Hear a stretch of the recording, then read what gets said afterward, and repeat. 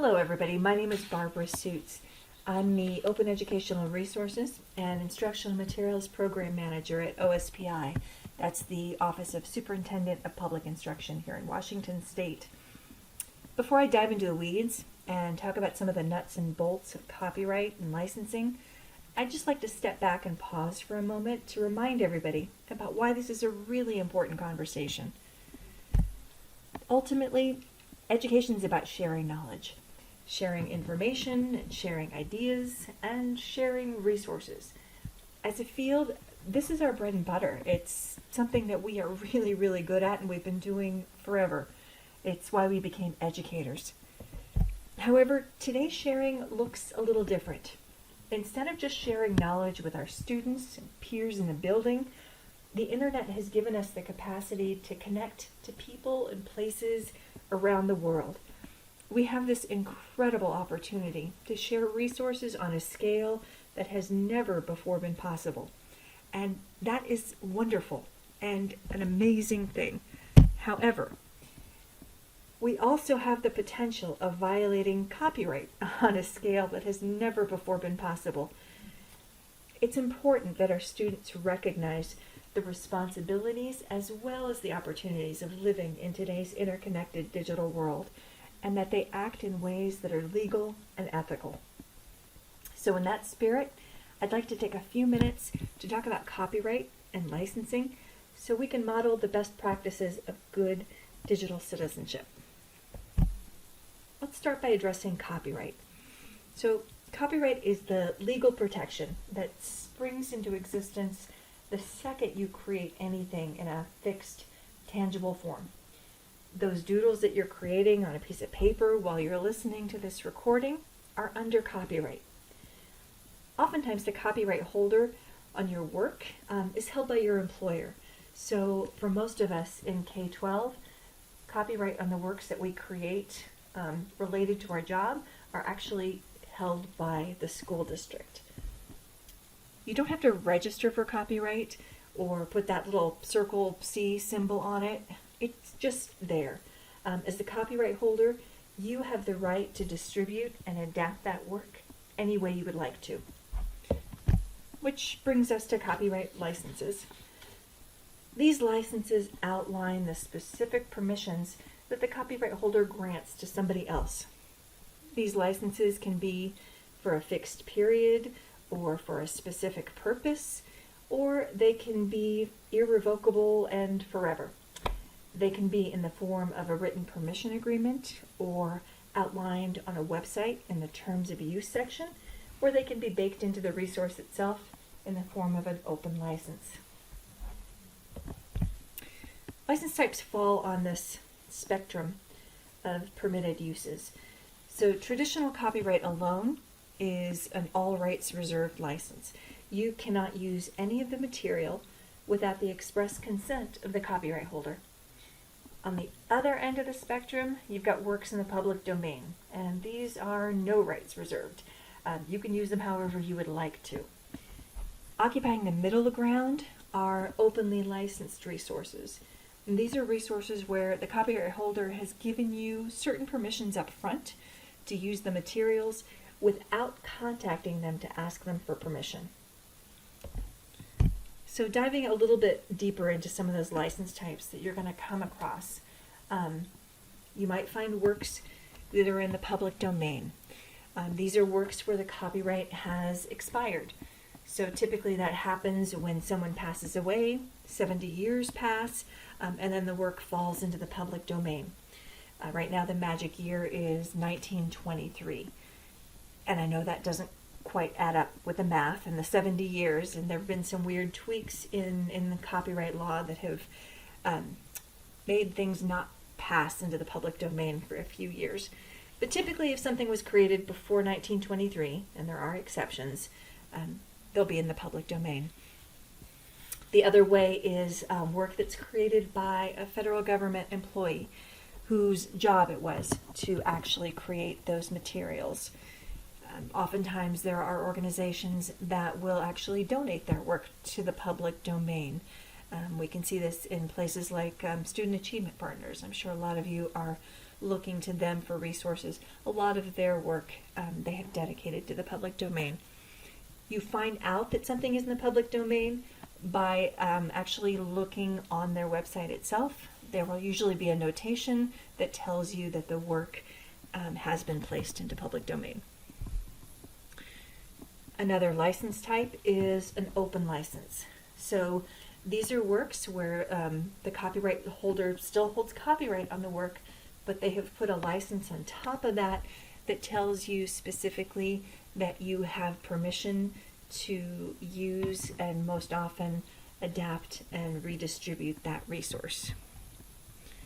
The Creative Commons suite of open licenses are the ones that you're going to come across most frequently. There are certainly other open licenses out there, but these are the ones that will pop up in your searches.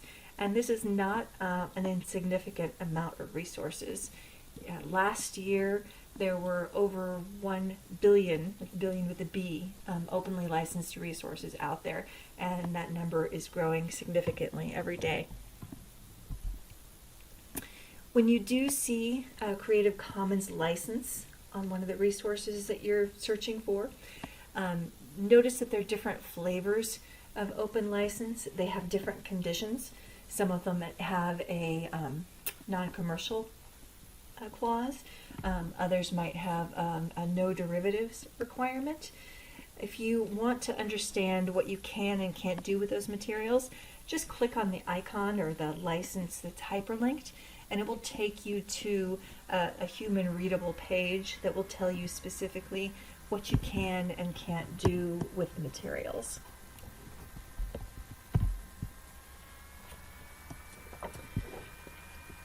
If the license type is not clearly marked on the resource itself, you might want to look in the Terms of Use section on the site where you located the resource. This is typically in the footer section of the website. Other times it might be listed in a section labeled licensing or copyright or permitted use. Every once in a while I find it in the About section of the website. If you don't see any license information either on the resource itself or in the Terms of Use section of the website, you have to assume that it's under all rights reserved copyright. And that means you'll need to reach out to the copyright holder to ask permission to use that resource. All open licenses have what we call an attribution requirement. An attribution statement simply gives credit to the original creator of the work. Even though works in the public domain do not legally have this requirement, it is always a good idea to provide one. When you create an attribution statement, first of all, follow any preferred format that's indicated by the copyright holder. In the absence of any requested wording, it is always best practice to provide the title of the work, the copyright holder of the work, and the license type, each with a link that corresponds to that information. So in my little sample graphic here that outlines those components of an attribution statement, I've got an example on the bottom where I link to the work, I link to the author, and I link to the license itself. You're going to want to follow that same format in creating attributions for the documents that you're looking for as well. I just have a couple of examples on these next few slides.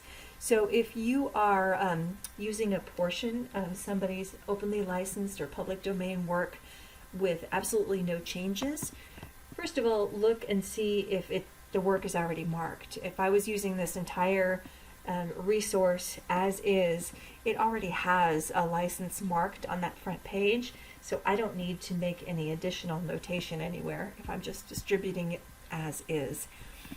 If I'm using a portion of this resource and including it in my work, I would want to make sure to identify that portion of the work that I was using and provide an attribution statement that lets folks know that, for this section of the resource, I'm using somebody else's openly licensed work. There's two ways you can do that. I've included a longer version up here, which has all of those components, the title, the copyright holder, and the license. And then underneath that first clause, I have a shortened version. It has exactly the same information. It's linked to the same places. It's just a little bit more streamlined. If you were going to use just a portion of the work and make adaptations to it and make changes, and you had permission to do that via the license, then you would create a similar attribution statement. You would just clarify at the beginning that this is work that's been adapted. Really quickly, a couple of other examples. If you were going to create a statement for work in the public domain, it might look something like this. Again, I've got the title, I've got, well, in this case, we don't know who the author or the copyright holder is, so it's anonymous, and just a notation that it's in the public domain.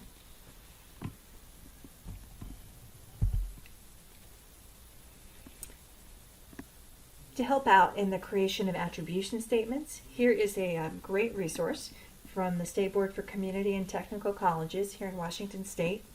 And using this site, you can plug in the name and URL of an open or public domain resource, and it will generate a statement for you that you can then cut and paste into the document. So let's say you have a resource that is under all rights reserved copyright, but you've reached out to the copyright holder and you have permission to use the material. You should also include an attribution statement so it's clear that you're using the material legally. So your first choice would be to use any wording that was identified by the copyright holder in the permissions approval. And then the second one, if no statement was provided, just use the same format that you've been using for the creation of other attribution statements, along with a little clause that says used with permission. So there's a very simple generic example on the bottom that poem X by copyright holder Jane Doe was used with permission. So you find a great resource that you are considering sharing. You just need to check the license to figure out how you're going to proceed. If it is all rights reserved copyright, you're going to reach out and get permission. If it's in a public domain, use it freely. Just provide a little attribution statement about where it came from. For an open license, again, follow the permitted use on the license that happens to be attached to the resource, and always provide attribution. And if it's a specialized license, just follow the instructions that the copyright holder has provided with regard to how you can use the material. Just some important reminders, because hopefully this will clear up a couple of really common misconceptions. First of all, free does not equal open. So just because a resource is online, there's a picture that you like, or you found something on Twitter, it actually doesn't mean that you can download it and use it. Links to resources online are fine. What you can't do is just take the material, if it's not openly licensed or public domain, and just incorporate it in your work without permission. Second thing is attribution does not equal permission. So just because you have cited the source of something, you can't actually put it into your work without getting permission or having that permission granted to you ahead of time by a license. The only way that you can get permission, like I just said, is in the form of either an open license that gives you that permission up front, or by a written agreement. There are some exceptions to this. Public domain is one that we've already talked about, and fair use is another exception to this one. That one's tricky, and it's kind of beyond the scope of just this little talk here, but there are certainly lots of resources to give you an idea of how you can lean into fair use, and you can always reach out to me and ask questions, and I'm happy to help. So if you are developing your own resource, original work, or if you're adapting and remixing other resources, I just wanted to provide a few guidelines for you to think about. The first is to use public domain or openly licensed graphics wherever possible. And this one's an easy one because there are lots of places where you can find openly licensed graphics, clip art. That should be a really easy ask. You can remix with openly licensed content or data. That's not always possible, but it should be your first choice because it means you don't have to reach out and ask for permission to use the work. If there is work out there that is perfect and you think it's really, really important to have that to share with folks, that's great, but you do need to reach out and obtain and keep a hold of written permission to use that material. And you need to make sure that other folks know what specific section you're using from someone else, and make sure you let folks know that you've used it with permission. You need to provide proper attribution for all your resources, which we've already talked about to death. I'm sure you're tired of hearing about that. And lastly, if this is original work or a derivative work where you've made substantial changes to someone else's material, that you have permission to do so, please think about adding an open license to that work so that other folks will be able to share and adapt and distribute that as well. So a couple of resources for you, and I'm not going to talk about these at length. You'll have access to the slide deck, and you'll have access to all the links that are connected to these resources. I mentioned that openly licensed graphics were easy to find. Here's some good links to start you on your journey. The nice part about a lot of these sites is that they will auto-generate an attribution clause for you, so you can just cut and paste it into the picture that you download. I wanted to throw out a sample license that you can put on any original work, again, or any derivative works that you've created by remixing resources. This is just a standard generic license. It uses the Creative Commons attribution only license, which is the most flexible of all of them. And you would just include that this work, included by, add your school district name and hyperlink, is licensed under a Creative Commons attribution license, and you've noted that all logos and trademarks are the property of their respective owners. Those don't fall under the open license.